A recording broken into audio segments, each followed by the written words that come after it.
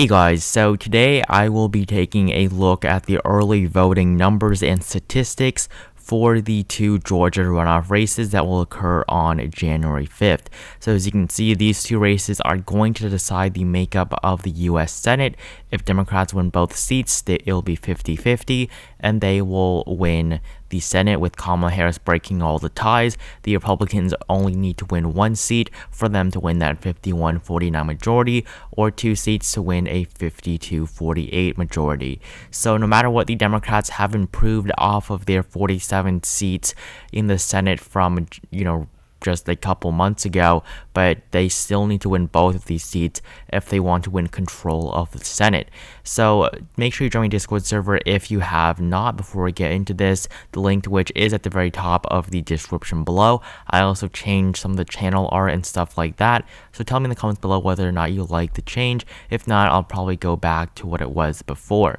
So taking a look at these early statistics, as you can see currently 1.6 million, so 1,678,624 people in the state of Georgia have already voted in the runoff races, and this is quite high for a runoff race, mainly just because of how important it is, because the voters there know, this will literally decide the makeup of the U.S. Senate, and currently the turnout is at 22% of registered voters, which is not the best, but of course it is still early voting.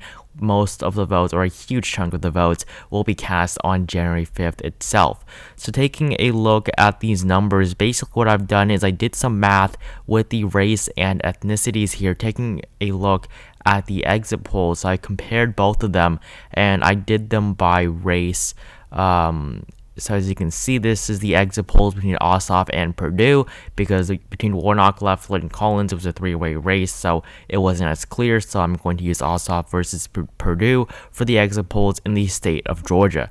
So as you can see, Ossoff was able to win over every category with the exception of the white voters, which is expected, making up 62% of the electorate. So if we were to take a look at the early voting numbers, 919,000 white voters voted and 535,000 black voters voted in the state of Georgia so far. And if you were to apply the same statistics that we saw on election night for the Georgia special, not Georgia special, but just for the Georgia Senate elections, it would be 643 of those white ballots cast for the Republicans to 275,000 for the Democrats. And then for the black voters, you would have 64,000, only 64,000 of the 535,000, and then 471,000 would go to Jon Ossoff or Raphael Warnock. For the Hispanic vote, it would be 14,000 for the Republicans to 17,000 for the Democrats, because it was pretty close, 52-43. So I only took a look at these three categories because they basically make up almost the entire electorate. And then in these other ethnic groups, this is CNN, and then they distribute it a little bit differently. They classify the races a little bit and ethnicities a little bit differently. So really, I just did these three main ethnic groups, and then you would have a 48.6% for the Republicans to 51.4% for the Democrats. So 722,000 votes would go to Perdue and Loeffler, and then 765 for Ossoff and Warnock if you use the exit poll data on the early voting statistics for only the white, black, and Hispanic voters. So the numbers right now, they are favoring the Democratic Party, and really I think for the runoffs, the whole mail-in ballot issue isn't really going to be as much of an issue. I think we're going to see less of a partisan divide, looking at who votes early and who doesn't, and who votes by mail and who doesn't vote by mail and stuff like that. But really, I think that, these races, both candidates can win. Jon Ossoff, David Perdue, they all have the numbers needed. They all have the voters needed to win this race. Joe Biden won it. David Perdue did get more votes than Jon Ossoff. So Joe Biden was able to win this state, flip this state for the first time in almost 3 decades. And really, these runoff races, it is just about turnout. They both have enough voters to win. It is just about how many voters that voted for them last time can both Jon Ossoff and David Perdue get to come out for them this time. So if you were to take a look at the turnout, it is currently at 22%. But so basically 1.6 million people voted in early voting for the runoff election so far, and 4.952 million people voted in the election on election night on November 3rd. That gives 33.9%, so a third, or not a third, but basically the amount of voters who already voted in the runoff comes up to 33.9% of the total voters who voted in the Senate race on election night. So there's still quite a bit for it to go, but we still have, 2 weeks. And the largest county, which is Fulton County, that is the county that the city of Atlanta is located in. That is the largest county and the largest source of Democratic votes. Basically, there were 520,000 votes cast there on November 3rd, and so far in Fulton County, there has already been 208,000, which comes to exactly 40%. So that 208 over the 520,000, that comes out to exactly 40%, which means that the turnout in Fulton County for these races is 6% higher than it was than it is statewide, which is a good sign for the Democratic Party, because the Democrats are going to get a huge chunk of their votes from Fulton County, as well as the Cobb County, which is also looking very good.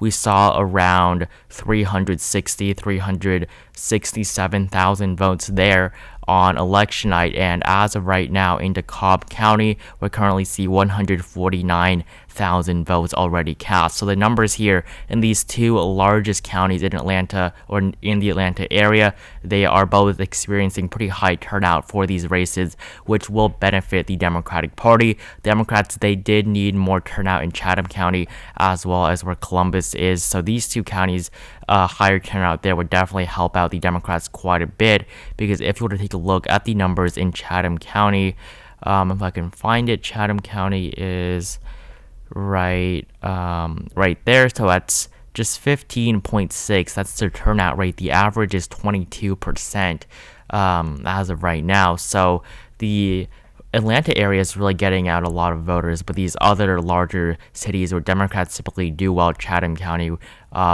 Muscogee County, as well as Bibb County, not the best numbers for the Democrats in terms of turnout. Richmond County is all right, and so is Clark County. So Democrats need to increase the turnout in those areas, not just the Atlanta area.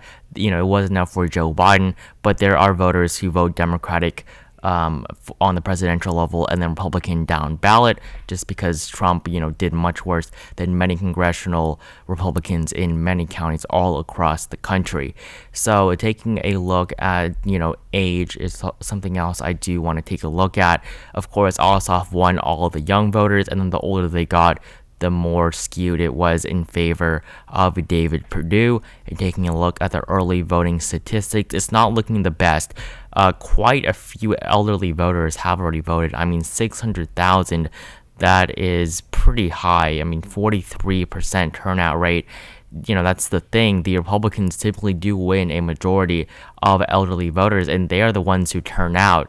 That's how Joe Biden won the Democratic primary, because at least in the Democratic spectrum, Joe Biden is much more popular with older voters than, say, Bernie Sanders or Elizabeth Warren, which is why he did pretty well in the primary, because they did not come out for Bernie Sanders, the younger voters, as much as he would have hoped for. So there's basically the same amount of voters, 66 and up, as well as 25 to 34. The amount of registered voters are the same, 1.4 million, but the amount of votes from 25 to 34-year-olds is just 129,000 to, the 66 and up at 644,000. So turnout really is a big deal in this election. And taking a look at those elderly voters, it's 58-42 split in favor of David Perdue. But if you take a look at the race, it is favoring the Democrats as of this point in time. But really, there's nothing that says that they're going to vote exactly the same way or even near how they voted here. Definitely voters may change their mind and all of that. So really, we probably will have to wait until January 5th, to really get a good look at the results. And we're probably not going to get a projection for a couple of days because they cannot start counting the early votes, I believe, until election day, which is why Georgia took such a long time originally on the normal election on November 3rd. But they do have less ballots to count because it's just, those races.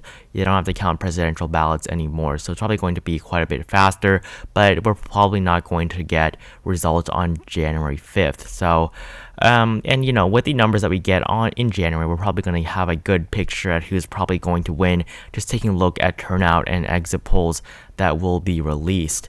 So right now, these are the early voting numbers. You see 1.6 million, and then in terms of in-person early votes, we have just over 1 million. Mail-in ballots that have been accepted, 621,000. So quite a few mail-in ballots, and really the turnout is quite high. I mean, for a runoff race, this is very, very high. The election hasn't even occurred yet. Mail-in ballots rejected, just 2,600.